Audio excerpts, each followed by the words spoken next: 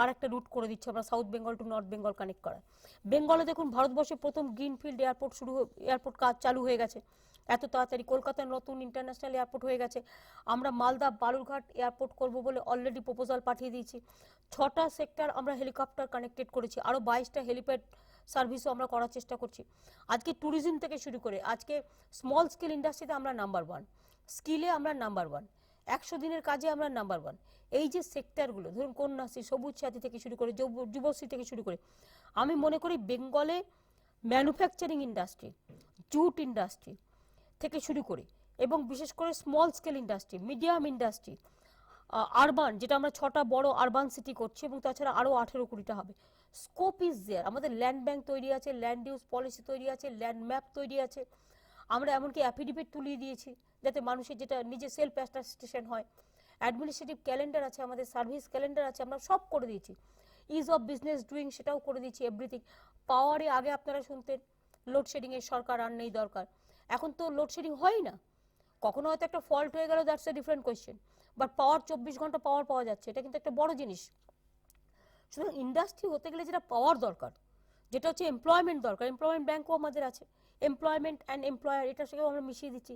Skill আছে আমাদের, আমাদের ল্যান্ড ব্যাংক আছে। আমার ল্যান্ড ব্যাংকে এখনও 1,05,000 একর জমি আছে।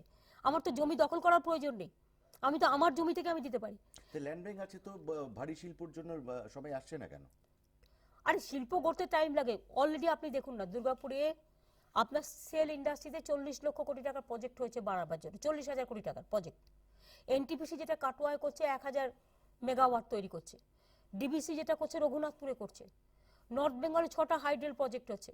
আমি রেল মিনিস্টার যখন ছিলাম 10টা ইন্ডাস্ট্রি করে দিয়ে গেছি। বিধানচন্দ্র আমলের সময় একটা হয়েছিল, বিধানচন্দ্র রায়ের সময় চিত্তরঞ্জন লোকোমোটিভ, যেটা আমরা সবাই বলি। কিন্তু আপনারা তারপরে তো কখনো বললেন না যে আমি এখানে আসবার আগেই ওই মেট্রো প্রজেক্ট দিয়ে 1 লক্ষ কোটি টাকার উপর প্রজেক্ট, রেলওয়ে অন্য প্রজেক্ট ছাড়াও, তাছাড়াও ডানকুনিতে 2টো রেলের ইন্ডাস্ট্রি করে দিয়ে গেছি, হলদিয়াতে 2টো ইন্ডাস্ট্রি করে দিয়ে গেছি, বজবজে 2টো করে দিয়ে গেছি, নপাড়ায় করে দিয়ে গেছি, শিলিগুড়িতে দিয়েছি, বাংলার জুড়ে করে দেওয়া হয়েছে। ডিপসি পোর্ট হচ্ছে ভোরসাগর পোর্ট, যেটা আপনার সুন্দরবনে, সেটাও একটা বড় ইকোনমি টোটাল পাল্টে যাবে। আমি নিজে গিয়ে নয়াচরে এরিয়াটা দেখে এসেছি, ওখানে রসুলপুরেও আমরা পোর্ট তৈরি করছি। এই যে পরিকল্পনাগুলো ঢেলে হয়েছে, গাজলডোবায় ওখানেও 3,500 কোটি টাকার ইন্ডাস্ট্রিয়াল বেল্ট হচ্ছে, টোটাল ঢেলে হচ্ছে। ইন্ডাস্ট্রিতে যেভাবে লোক আসছে, যদি না আসতো ভারী শিল্প, শুধু ভারী শিল্প মানে তো কংক্রিট নয়, ভারী শিল্প মানে তো অনেকে এসে গেছে অলরেডি। 2,45,000 কোটি টাকা আগের বছর আমাদের বিশ্ব বাংলা কনফারেন্সে প্রপোজাল এসেছিল, তার মধ্যে 1,00,000 কোটি টাকার প্রজেক্ট অলরেডি স্টার্টেড হয়ে গেছে, বাদ বাকিগুলো প্রসেসে আছে।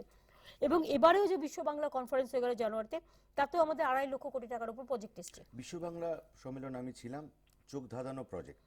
লন্ডনে গেছিলেন, সেখানেও আমি গেছিলাম, দারুণ সারা, প্রেক্ষিতটা তৈরি হয়ে গেছে, কিন্তু ফলো আপ অ্যাকশন কি ঠিকমতো হচ্ছে? সব হচ্ছে, হচ্ছে বলেই তো কাজগুলো হচ্ছে, হচ্ছে বলেই তো কাজগুলো হচ্ছে। কৃষিতে যেরকম ধান প্রকিউরমেন্টে, বেঙ্গলে আমরা ধান প্রোডাকশনে আমরা ফার্স্ট। আপনারা জানেন ধান প্রকিউরমেন্ট, চাষিদের কাছ থেকে ধান কেনা, আমি 24 লক্ষ প্রকিউরমেন্ট করেছি। এই যে খাদ্য সাথীকে আমাকে চাল দিতে হচ্ছে, কোথাও দেখাতে পাবে না। বেঙ্গল একমাত্র জায়গা, 9 কোটি আমার জনসংখ্যা, 8.5 কোটি লোককে ডাইরেক্ট পরিষেবা পৌঁছে দিচ্ছি আমরা। ন্যায্য মূল্যে তাদের প্রোডাক্ট বিক্রি পুরো করতে পারছে? পুরো 24 লক্ষ মেট্রিক টন আমরা প্রকিউরমেন্ট করেছি। অত্যাচার আর নেই, ফোরদের করতে দিচ্ছি না তো, ডাইরেক্ট চাষিদের কাছ থেকে কিনছি আমরা। 24 লক্ষ মেট্রিক টন অলরেডি আমরা ধান প্রকিউরমেন্ট করেছি এবং আরও কয়েকদিনের মধ্যে আরও 16 লক্ষ মেট্রিক টন প্রকিউরমেন্ট হবে। ধান উৎপাদনে আমরা নাম্বার 1। আর মনে রাখবেন 2 টাকা কিলো চাল আমরা 8 কোটি মানুষকে এখন দিচ্ছি। যতদিন ডিজিটাল কার্ড সম্পূর্ণ না হবে এটা পেয়ে যাবে তারা, পুরনো রেশন কার্ডেও যাদের আছে। এবং আর একটা জিনিস মাথায় রাখবেন যে আমরা 8.5 কোটি মানুষের কাছে 9 কোটি লোকের মধ্যে পরিষেবা পৌঁছে দিচ্ছি। এক একটা পরিবারে তো, একটা পরিবারের 4-5 জন করে উপরে এক একটা পরিষেবা গভর্নমেন্টে পেয়ে গেছে। ধরুন 2 টাকা চাল পেলো, একটা সবুজ সাথী সাইকেল পেলো, 25 লক্ষ সাইকেল অলরেডি দিয়ে দেওয়া হয়ে গেছে, 15 লক্ষ এবছরের মধ্যে দিয়ে দেওয়া হয়ে যাবে। কারণ অর্ডারটা পে করতে যতটুকু টাইম লাগে, ওগুলো পার্টসগুলো তো তৈরি করতে হয়। এইভাবে দের আর সো মেনি, গীতাঞ্জলি হাউজিং, মৎস্যজীবীদের identity card, pension, self help group, 90,000 group তৈরি করেছি। 30% সাবসিডি পাচ্ছে তারা। একটা অ্যাক্সিডেন্টে মারা গেলে 1 লক্ষ টাকা তাদেরও ইন্স্যুরেন্স করে দেওয়া হয়েছে। আজকে সিভিক পুলিশ বলুন, ভলেন্টিয়ার্স বলুন, কন্ট্রাকচুয়াল লেবার্স বলুন, ক্যাজুয়াল বলুন, 5 লক্ষ টাকার গ্রুপ ইন্স্যুরেন্স করে দেওয়া হয়েছে, তাদের মাইনেও বাড়িয়ে দেওয়া হয়েছে। হোমগার্ড যারা, আমি জানি আপনাদের কেউ কেউ কোয়েশ্চেন করছিলেন, তাদেরও 15% তাদের রিজার্ভ করে দেওয়া হয়েছে for police constable and all this. প্যারা টিচারদেরও করে দেওয়া হয়েছে 10%। এবং এখন প্রচুর করে দেওয়া হচ্ছে, এমনকি বিনা পয়সায় বই পর্যন্ত দেওয়া হচ্ছে। মিড ডে মিল 100% কভারেজ, স্বচ্ছ ভারত, ইন্ডিয়াতে 4টে জেলার মধ্যে 3টেই বাংলার। শুধু বদনাম করলে তো হবে না, আপনাকে পরিসংখ্যান কি বলছে, পরিসংখ্যান আপনাকে বুঝতে হবে। দেখুন, আমি যদি আপনাদের একটা বলি প্ল্যান এক্সপেন্ডিচার, দেখুন প্ল্যান, যেটা আমরা বলি প্ল্যান এক্সপেন্ডিচার, 2010-11 প্ল্যান এক্সপেন্ডিচার কি ছিল? 14,165 কোটি টাকা। আর আমাদের আমলে এই 4 বছরে বাড়িয়ে আমরা 15-16তে করেছি 49,956 কোটি টাকা, 3 গুণ বেশি বাড়িয়ে দিয়েছি। সংখ্যালঘু ডিপার্টমেন্ট, আগে বাজেট ছিল এই 400 কোটি টাকার মতো, এখন সেটাকে আমরা 2,000 কোটি টাকার উপর বাড়িয়ে দিয়েছি 2,500 কোটি টাকা। কল্পনা করতে পারবেন না কিভাবে ঢেলে কাজ হয়েছে। আপনারা যদি ক্যাপিটাল এক্সপেন্ডিচার বলেন, ক্যাপিটাল এক্সপেন্ডিচার ছিল আপনার 2010-11 সালে ছিল 2,225.75 কোটি টাকা। আর 5 বছর তো হয়নি, 4.5 বছরে ইলেকশনে চলে যেতে হলো, 6 গুণ বৃদ্ধি পেয়েছে। 15-16 এটা 15,946.9 কোটি টাকা পৌঁছে গেছে। ট্যাক্স কালেকশন, রেভিনিউ কালেকশন, যেটা আমাদের ছিল 2010-11 সালের মধ্যে ছিল এটার 65,000 কোটি টাকার মতো ছিল, আমাদের সময় ওটা বেড়ে 1,34,000 কোটি টাকা হয়ে গেছে। সারা দেশের পার ক্যাপিটা বৃদ্ধির ইনকাম যেখানে ছিল 6%, 1% সারা দেশে পার ক্যাপিটা ইনকাম, আমাদের রাজ্যে সেটা হচ্ছে 12.8% ইনকাম। সুতরাং এই যে সংখ্যাগুলো দেখবেন। আর একটা ইকোনমিক সার্ভে যেটা 15-16 বেরিয়েছে কদিন আগে বাজেটের, ওরা তো আমাদের খুব একটা বন্ধু নয়, সারাক্ষণই গালাগালি দেয়। গোটা দেশের মধ্যে সবচেয়ে কম মূল্য বৃদ্ধি হয়েছে পশ্চিম বাংলায়। একটা ইস্যুতে তো ভোটে যাওয়া উচিত। সবচেয়ে কম মূল্য বৃদ্ধি হয়েছে পশ্চিম বাংলায়। ইকোনমিক সার্ভে অফ ইন্ডিয়া বলছে 3%-এর নিচে। আর অ্যাগ্রো মার্কেটটা আমি 15 দিন পর পর মনিটর করি। 100 দিনের কাজে প্রথম হয়েছে কেন জানেন? আর কোথাও দেখাতে পারবেন না। আমি নিজে 105টা মিটিং করেছি ব্লক লেভেল অফিসারদের সাথে। সারা ভারতবর্ষ কেন পৃথিবীর কোথাও দেখাতে পারবেন না যে টোটাল সেক্রেটারিয়েট চলে যাচ্ছে ব্লক লেভেলের মিটিংয়ে, জেলা লেভেলের মিটিংয়ে। অর্থাৎ জেলা ব্লক আজকে রাজ্যে আসে না, রাজ্যে চলে যাচ্ছে। আমরা যেমন দক্ষিণবঙ্গে বলেছিলাম উত্তরবঙ্গে সেক্রেটারিয়েট করবো, তাও করে দিয়েছি। জঙ্গলমল, আগে খুন হতো বছরে 400 জন, এখন সেখানে বলতে নেই টাচউড, 0। আমার একটা জঙ্গলমহলে ডেভেলপমেন্ট শুধু গিয়ে দেখে আসুন, আমার কথা ইউ ফরগেট মি। রাস্তাঘাট, জঙ্গলমহল তাহলে সত্যি হাসছে? জঙ্গলমহল কেন, সারা বাংলা হাসছে। রাস্তাঘাট দেখে আসুন না। কেন্দ্রীয় সরকার তো ধরুন আমার সোশ্যাল সেক্টরে টাকা বন্ধ করে দিয়েছে, সর্বশিক্ষা অভিযান টাকা বন্ধ, 39টা প্রজেক্টে টাকা বন্ধ করে দিয়েছে। 1,40,000 কোটি টাকার দেনা কেটে নিয়েছে, 2 লক্ষ কোটি টাকার উপর দেনা হয়েছিল, সেটা শোধ করতে গিয়ে আমাকে 1 লক্ষ কোটি টাকার লোন নিতে হয়েছে, তার মধ্যে 94,000 কোটি টাকার দেনা শোধ করতে হয়েছে। 1,40,000 কোটি টাকা আমরা দেনা শোধ করেছি বামফ্রন্ট সরকারে। এবং তা সত্ত্বেও মনে রাখবেন সর্বশিক্ষা অভিযানের টাকা বন্ধ করে দিয়েছে, আইসিডিএস এর 90% টাকা বন্ধ করে দিয়েছে।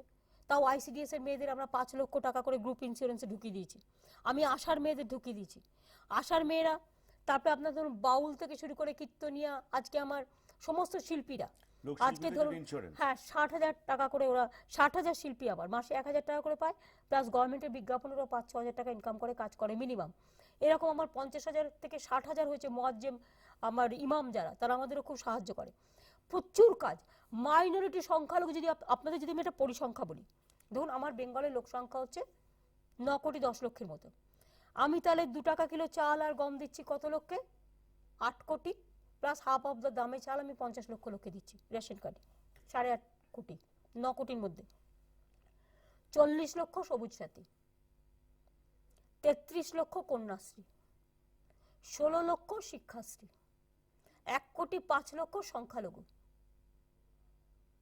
এবার হচ্ছে আপনাকে যদি বলি 90,000 আমার সেলফ হেল্প গ্রুপ, আমার 1,30,000 শুধু সিভিক পুলিশ। আমি যদি সব সংখ্যাটা ধরি, আমার পেনশন প্রায় কয়েক লক্ষ, আমার কনস্ট্রাকশন ওয়ার্কার আছে প্রায় 70 লক্ষের ওপর, যাদের আমরা রিটায়ার করলেই 2 লক্ষ টাকা করে পাবে, 2.5 লক্ষ টাকা করে পাবে। এত করার পরেও তোহা সিদ্দিকীরা বলছেন সংখ্যালঘুদের জন্য সেরকম কিছু করা হয়নি, এখন অনেক কাজ বাকি নাকি?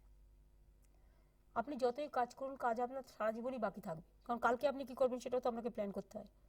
কাজ এত হয়ে গেছে, সংখ্যালঘুদের কাজটা বেঙ্গল নাম্বার 1। আমি ঝগড়া করি না কারোর সাথে, যে কোনো কেউ তার ওপিনিয়ন বলতে পারে। সংখ্যালঘুদের জন্য যা হয়েছে সারা দেশে কেন পৃথিবীতে কোথাও হয়নি। আর এই 17% রিজার্ভেশনের মধ্যে 97% মুসলিম ঢুকে গেছে, 97%। এবং 1 বছরে তার সুফল হচ্ছে 25 জন WBCS হয়েছে সংখ্যালঘু থেকে, এবং 59,000 ছেলে মেয়ে হায়ার এডুকেশনে চান্স পেয়েছে। জেনারেল এডুকেশনকে আমি টাচ করতে দিইনি। এবং মনে রাখবেন এই যে সুযোগটারও পেয়েছে না, আগামী 5 বছরের মধ্যে দেখবেন সংখ্যালঘুরা কোথায় গিয়ে দাঁড়ায়। আমি চাই তারা ভালো মানুষ তৈরি হোক। শিডিউল কাস্ট, শিডিউল ট্রাইব, আপনি জানেন একটা শিডিউল কাস্ট ছেলে মেয়ে, একটা শিডিউল ট্রাইব ছেলে মেয়ে আজকে যদি হায়ার এডুকেশন করতে যাই আমরা 20 লক্ষ টাকা লোন দিচ্ছি। কত লোন পাচ্ছে মানুষ।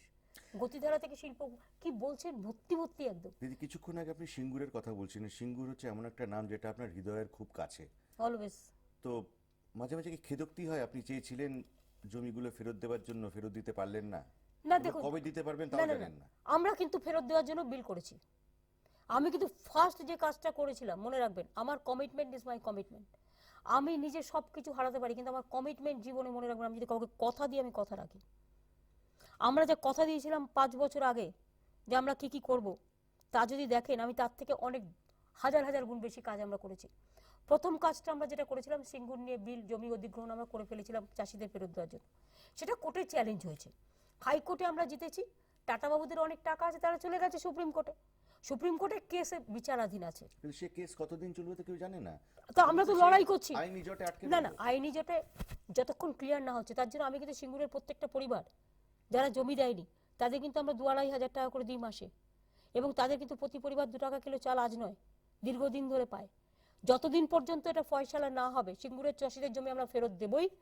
আমরা জাস্ট অপেক্ষা করে আছি কোর্টের রায়ের জন্য। আমরা কিন্তু আমাদের কাজটা করে দিয়েছি, কোর্টে আটকে আছে কোর্টের রায়ের জন্য। কিন্তু সিঙ্গুরের মানুষরা যতদিন পর্যন্ত না হচ্ছে এটা পাবে, এবং সিঙ্গুরের ক্ষেত মজুদ বলুন, কৃষি বলুন, আমরা যে কথা দিয়েছি প্রত্যেকটা কথা আমরা রেখেছি এবং আমরা রাখবো। সিঙ্গুরের জমি ওরা ফেরত পাবে। টাটাদের সঙ্গে বসে একটা কি সমাধান সূত্র বার করা যেত না? আমাদের কোর্ট একটা আলোচনা করে আমরা দেখুন, আমি আপনাদের এখনো বলি আপনারা ইনিশিয়েটিভ নিন না, যে কেউ ইনিশিয়েটিভ নিতে পারে। টাটাদের সাথে বসতে রাজি আছেন? আমার কি আপত্তি, আমি কাউকে শত্রু বলে মনে করি না। আমি শুধু একটা কথাই বলবো, 600 একর জমি ওনারা নিয়ে গাড়ি কারখানা করুক, 400 একর চাষিদের ফেরত দিন। এই নিয়ে টাটাদের সঙ্গে আপনার কথা হয়েছে? আমার কথা বলার কিছু নেই, আমি তো বলছি। সরকারি লেভেলে? আর সরকারি লেভেলে তারা কথা বলতে চাইলে আমরা কথা বলবো, কিন্তু 400 একর জমি ফেরত দিতে হবে। তার কারণ হচ্ছে, মনে রাখবেন, জমি জোয়ার করে দখল করে কিছু করাটা আমার উদ্দেশ্য নয়। আমি জমি নীতির বিরোধিতা করেছিলাম একটাই কারণে, যেটা প্রথম দিন বলেছিলাম, লাস্ট দিন বলবো, এসিজেড আমরা সাপোর্ট করিনি, করব না। আমার সাথে তো ইনফোসিস আসতে পারলো না। না না, তাদের আমি অন্য প্যাকেজ দিতে পারি, কিন্তু আমি যেটা কমিটমেন্ট করেছি আমি কি করে সেটা ডিভিয়েট করব? আমি জোর করে চাষের জমি দখল করতে দেব না, তাতে যা হবার হয়। তাতে যদি আমি একটি ভোটও না পাই, না পাবো, I don't mind for that. কিন্তু যেটা বলবো সেটা আমি করব। আমি চাষিদের মুখের গ্রাস কেড়ে নিতে দেবো না। কিন্তু আপনি সরকার অধিগ্রহণ করছে না বলে অনেক তো ডেভেলপমেন্টাল কাজও আটকে গেছে। ধরুন হাইওয়ে সম্প্রসারণ, সেগুলো তো করা যাচ্ছে। না না, সব হচ্ছে। ওটা জমি যে নিজে থেকে দিচ্ছে তারটা কিনে নিয়ে করছে কম্পেনসেশন দিয়ে, কিচ্ছু আটকায়নি। আমরা নিজেরা পলিসি করে নিয়েছি, যতক্ষণ পর্যন্ত সেন্ট্রাল গভর্নমেন্ট এগুলো রুলস না করছে আমরা জেলা পরিষদকে দিয়ে করাচ্ছি। আপনার এই জমি নীতি নিয়ে অনমনীয় মনোভাবের জন্য কি কোনো মনে করছেন শিল্পায়নে ব্যাঘাত ঘটছে? কখনো না। শিল্পায়নে যারা যারা জমি চেয়েছে, আপনারা জানেন আমি কত জমি দিয়েছি ল্যান্ড ব্যাংক থেকে। আমি 10,000 একরের ওপর জমি দিয়ে দিয়েছি অলরেডি ল্যান্ড ব্যাংক থেকে। টাটা তো সিঙ্গুরে 1,000 একর জমি নিয়ে এমন কাণ্ড করলো যে কারখানাটাই আটকে গেল। আর আমি আমার হাত দিয়ে 10,000 একর করে দিয়েছি, যেখানে মানুষকে জোর করে জমি দিতে হয়নি। আমাদের ব্যাংক, এই জন্য আপনাকে দূরদর্শিতার প্রয়োজন আছে। ল্যান্ড ব্যাংকটা তৈরি করেছে এই কারণে। আপনাদের আমি বলছি তো, 1,05,000 একর জমি আমার কাছে আছে। কেউ ইন্ডাস্ট্রি করতে চান? আমি এক্ষুনি বলছি, আমার এতে ওই জায়গাটার নাম কি, গোয়ালতোর 1,000 একর জমি আমি রেখে দিয়েছি, যে কোনো কেউ গিয়ে ইন্ডাস্ট্রি করতে পারে। এরকম বর্ধমানে industrial park, Panagarh industrial park, Kharagpur industrial park, কল্যাণীতে টিপিল IT, all India medical institute থেকে শুরু করে সব কিছু হচ্ছে। আগে তো একটা সেক্টর 5 ছিল আইটির জন্য, এখন তো আমরা সেক্টর 6 করে দিয়েছি, সেক্টর 7 করে দিয়েছি, আগামী দিন আরও করব। আমি